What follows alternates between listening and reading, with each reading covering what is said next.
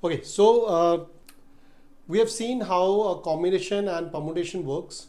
So now let's see the most important use of combination, and that is in binomial theorem. So we'll see what is binomial theorem, the why it is important, how it has been used, and then from binomial theorem we will move ahead towards probability and all those stuff. So binomial theorem is again very important if we want to understand probability, right?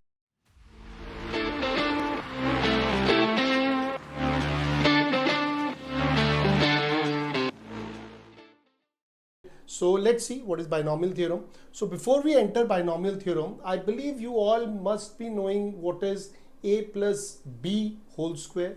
Now this is something which is very interesting and very important.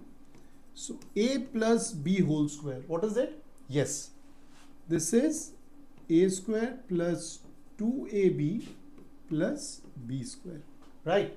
So I believe this also you must be knowing, a plus b whole cube.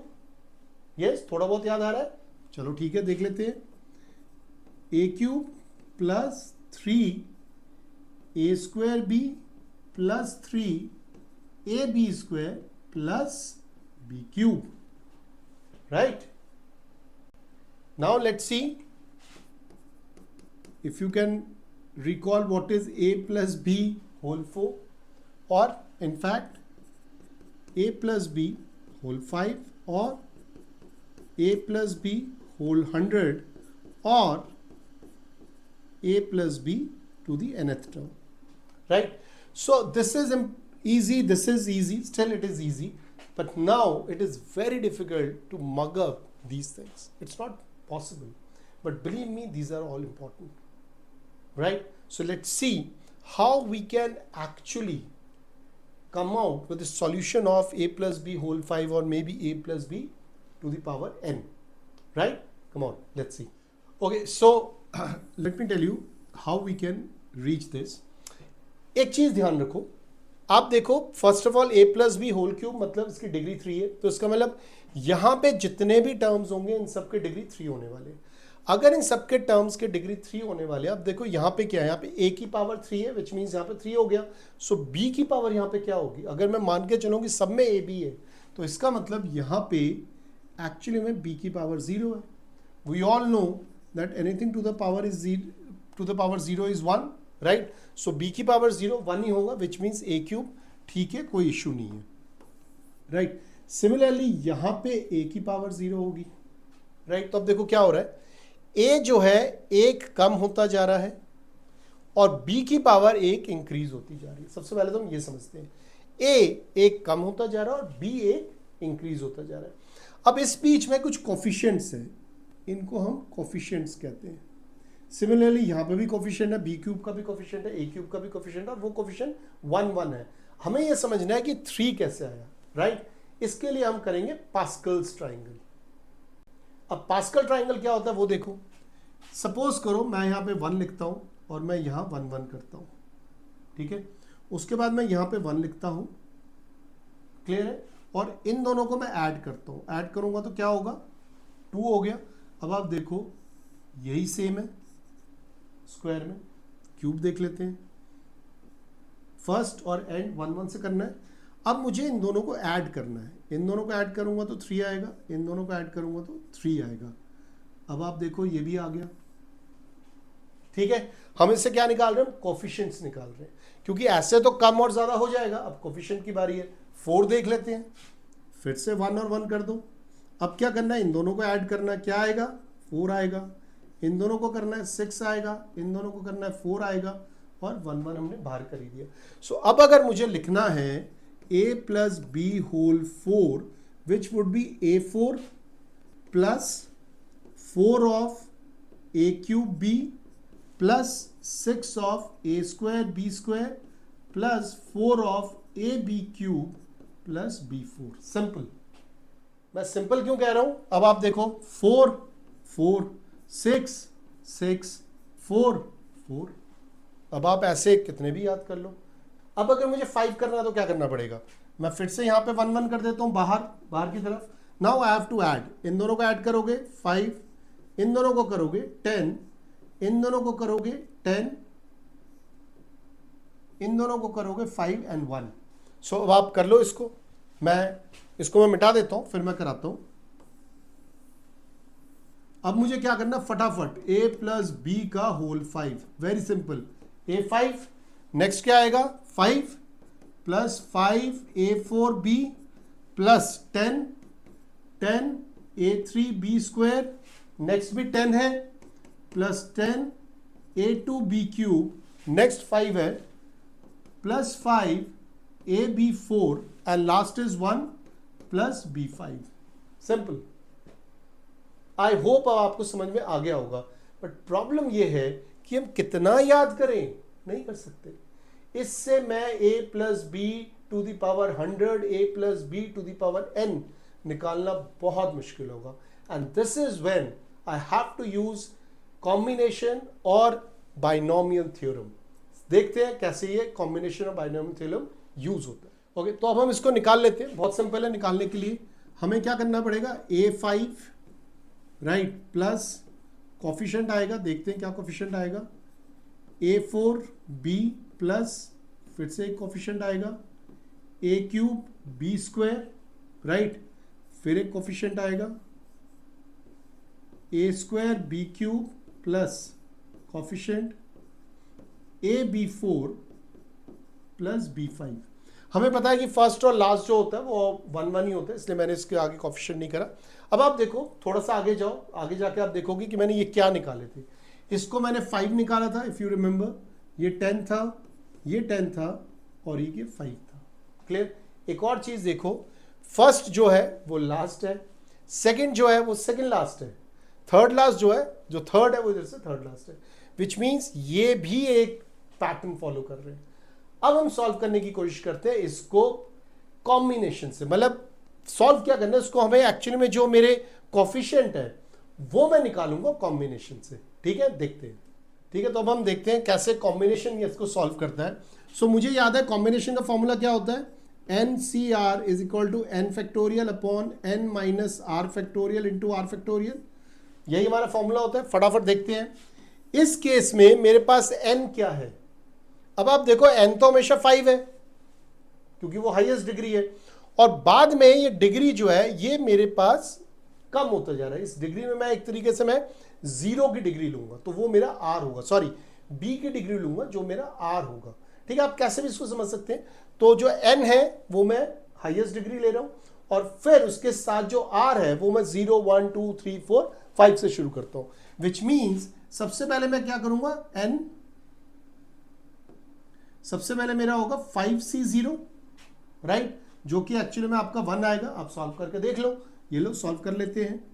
5 factorial upon 5 factorial cut के 1 आ गया answer, यही formula लगाना है। Next क्या होगा 5c1, इसका क्या होगा answer 5 factorial upon 4 factorial right, जिसका आंसर क्या आएगा 5 आएगा। करो, करके देखो आप इस चीज को। ठीक है, कर रहे हो ना। अब आप देखो सिमिलरली 5c2, जिसका मतलब क्या है 5 factorial upon n minus R कितना होता है 5 minus 2 3 factorial into 2 factorial, which means 5 into 4 into 3 factorial upon 3 factorial into 2, ये कट गया। So 20/2 which means 10, which means 10। अब आप देखो वही चीज निकल रही है राइट। सबसे पहला क्या निकला 1, इसका 1 होता है। सेकेंड क्या निकला 5, ये 5 आ गया। थर्ड क्या निकला 10, ये 10 आ गया। उसके बाद क्या है वो रिपीट हो रहा है, B5 का 1, B4 का 5, B3 का 10।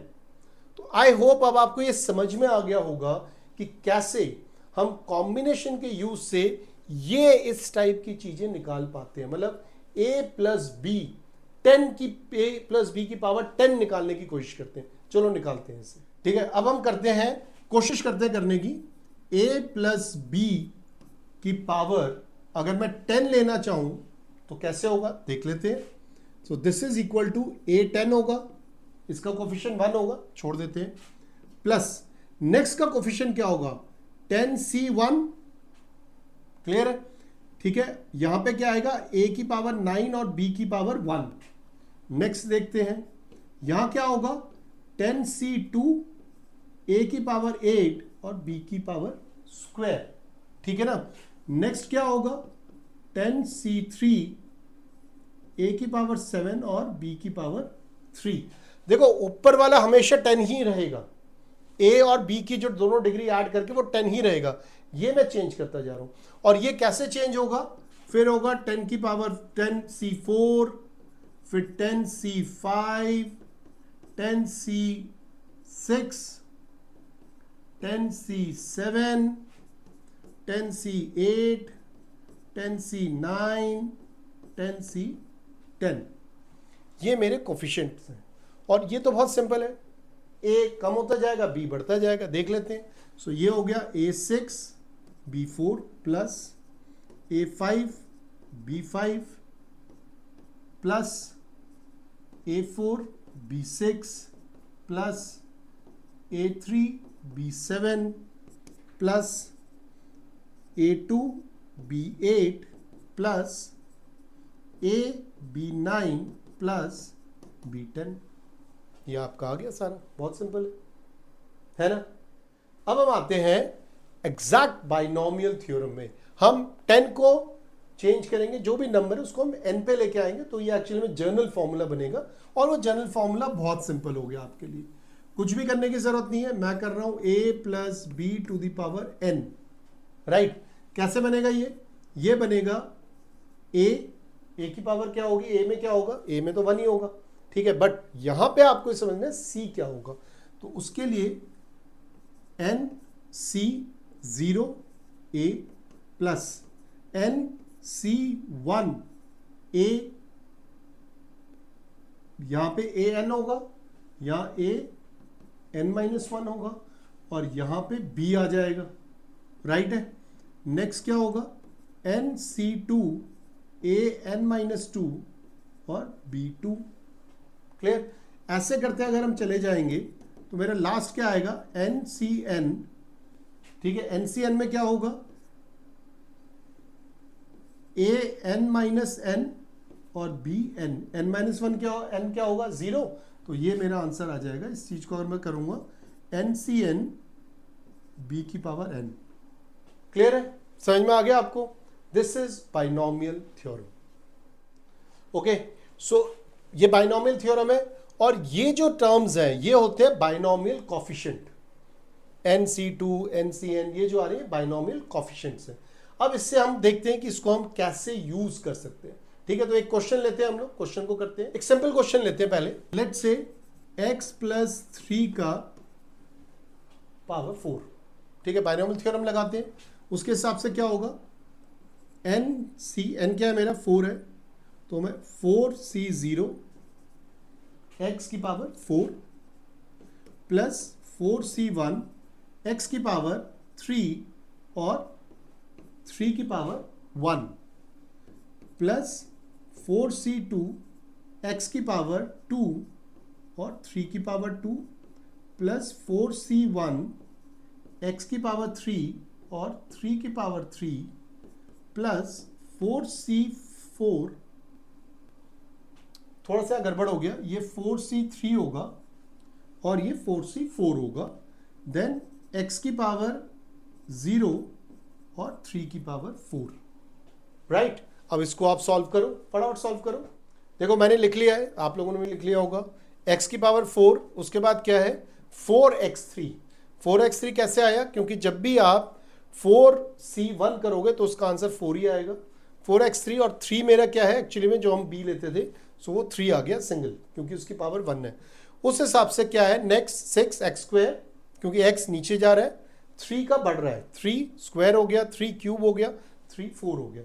इसको आप सॉल्व कर लो, ये आपका आंसर आ जाएगा। इसका मतलब क्या हुआ, this is x4 plus 4 3 12, yes 12x3 plus 6 9 54 x square plus 27 4 27 4 कितना होगा आपका 100 और एक 108 होगा, चेक करो। तो 108 लिखते हैं, 108, ठीक है ना, x प्लस 3 की पावर 4 कितना होता है, 9 9 81, सो ये हो गया 81। सो दिस इज योर आंसर। अब इसके अंदर कैसे क्वेश्चन पूछे जा सकते हैं, वो आपसे पूछ सकते हैं, ये आपको फॉर्म दे दिया और वो आपसे पूछ सकते हैं कि एक्स स्क्वायर की कोफिशिएंट क्या है, ठीक है, या सिंगल एक्स की कोफिशिएंट क्या है। सो आपको एक्स स्क्वायर का कोफिशिएंट निकालना है या सिंगल एक्स का कोफिशिएंट निकालना है, आप इस तरफ से आगे बढ़ सकते हैं। ऐसे क्वेश्चंस को भी अब हम करके देखते हैं एक बारी। चलो अब हम करते हैं बाइनोमियल थ्योरम यूज करके एक बहुत ही इंटरेस्टिंग सा क्वेश्चन है, और ऐसे क्वेश्चंस ज़्यादातर एप्टीट्यूड टेस्ट वगैरह में आते हैं। सो अब आप देखो, अगर आपको करना लेट से 101 का हम ले लेते हैं लेट से 4 टाइम्स, ठीक है। अब एक तो तरीका है, आप 101 को 4 बारी मल्टीप्लाई करो, कैलकुलेटर है तो फटाक से निकल जाएगा, पर अगर आपके किसी एग्जाम में आता है तो आप कैसे इसको सॉल्व कर सकते हैं। देखो इजी है, इट्स आप बाइनोमियल में कन्वर्ट कर सकते हो उसको। सो लेट्स कन्वर्ट इट, 100 + 1 कर सकते हैं और उसको हमने 4 में कर दिया, 2 टर्म्स आ गए, मतलब ये बाइनोमियल आ गया। अब 4 है तो शुरू हो जाओ। अगर ये मैं x मान के चलता हूँ लेट से, तो कैसे होगा ये होगा 100 को 4 टाइम्स, ठीक है, प्लस 4 में क्या होता था याद करो, कोफिशिएंट क्या होगा 4 का, इस केस में तो 4 ही होगा, ठीक है ना। और ये क्या होगा 100 3 टाइम्स और 1 टाइम।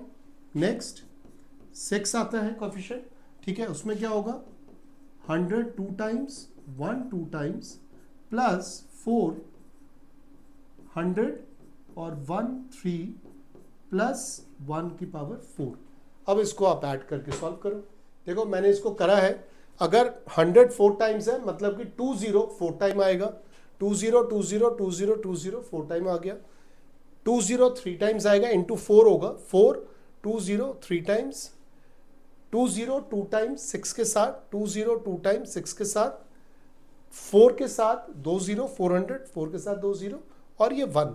अब जब इसको आप सबको सॉल्व करोगे तो ये आपका आंसर आ जाएगा। आप करके देख लो। सो हमने बहुत सिंपली बाइनोमियल थ्योरम यूज करके 101 को पावर 4 निकाल दिए। सो कुछ ऐसे भी क्वेश्चन ज्यादातर एप्टीट्यूड टेस्ट में आते हैं। हाँ ये ध्यान रखना, अगर हमें डिफिकल्टी लेवल बढ़ानी है किसी भी एप्टीट्यूड टेस्ट की, IITs की या किसी और एप्टीट्यूड टेस्ट के एग्जाम्स की, हम बाइनोमियल थ्योरम में किसी भी हद तक जा सकते हैं। कई ऐसे क्वेश्चंस हैं जो बहुत डिफिकल्ट हो सकते हैं, परम्यूटेशन, कॉम्बिनेशन, बाइनोमियल थ्योरम बहुत डिफिकल्टी लेवल है, जितना बढ़ाना चाहो बढ़ा सकते हो।